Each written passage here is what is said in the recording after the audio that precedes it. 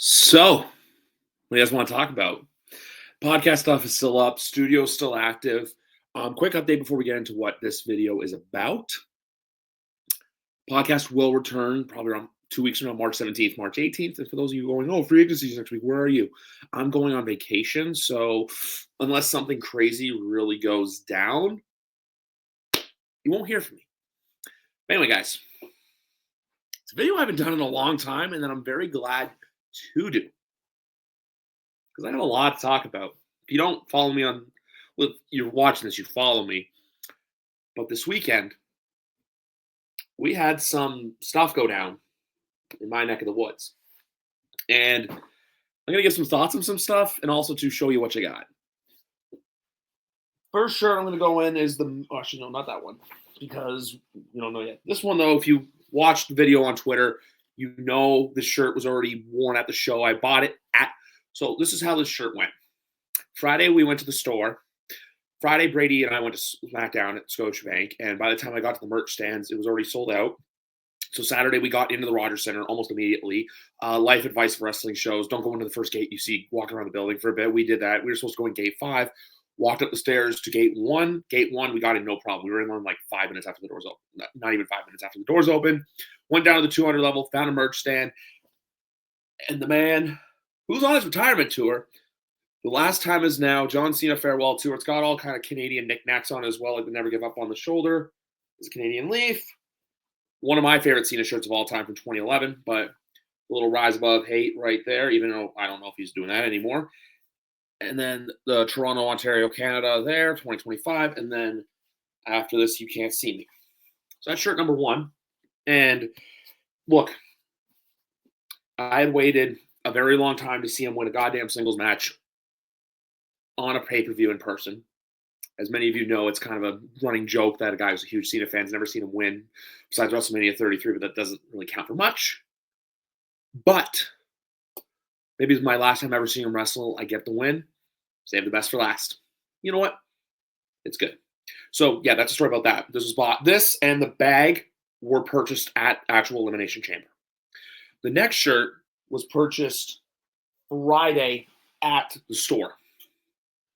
I was originally going to go for an event tee. I didn't end up doing that. I was going to pull the trigger on Saturday at Elimination Chamber, but look, the merch booth I went to didn't have them. And then so basically what they did is like what they do at a lot of places, where this one, they took the J store at the Rogers Center. Every stadium has a big team store. They took this store and converted it into a WWE Superstore. But the line to get in to that store at Elimination Chamber was chaos. So I just said no. But Friday, after I met CM Punk, I went to the store and I picked up this bad boy right here. American Nightmare, Cody Rhodes. The back's my favorite part, though, why I mainly got it.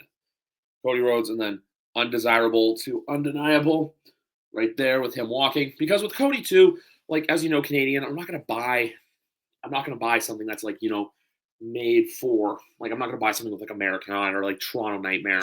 It's not my style. Now, the last one, this is one that, same logic, Brady and I were looking for. There was a merch booth outside of Scotiabank Arena at SmackDown. They were already out of the sizes. We then went to one inside that we found that only had a few shirts and mainly titles, believe it or not. And this is an exclusive that you could only get at SmackDown. But, you know, I had to. Look at that. Yeet. Wait. Yeet. So this is the Toronto Raptors, Jey Uso, not Jimmy. Raptors, Uso collab. I know Jay's been doing them a lot. Raw's about to start in 2 minutes behind me on Netflix. And they're doing the Sabres one time in Buffalo. If I was there, which, like I said, I'm going on vacation in 2 days. That's why I'm not at Buffalo, for those of you wondering. Why I didn't go to Raw an hour and a bit from my house. That's why. 2 shows, and also because of me taking it off. It just would have been too much today. Go to work, drive all the way to Buffalo, and then come all the way home, and then have 1 day of work left, and then I'm off pretty much from Wednesday there. So we didn't do that, but you know what? They did one there tonight. I wasn't the biggest fan of it. Also, I'm not really that big of a Sabres fan, so I wouldn't have purchased it anyway. But this Raptor, old school logo, 30th year, hottest thing. Even though we didn't see him all weekend, it was one of those like no-brainer decisions.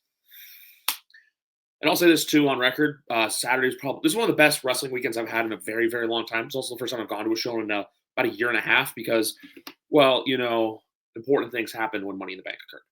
That's not a knock at anyone. I'm just saying, like, look, I think I was doing something just a little bit more important than going to a wrestling show that day. But no, Elimination Chamber, honestly, probably one of the best Toronto shows I've ever been to, one of the best pay-per-views I've ever been to. Just SmackDown was a really good show, and a lot of people are dogging it online by hour 2, and I can understand that if you're watching it. But in person, the show flowed really well. I didn't have any complaints.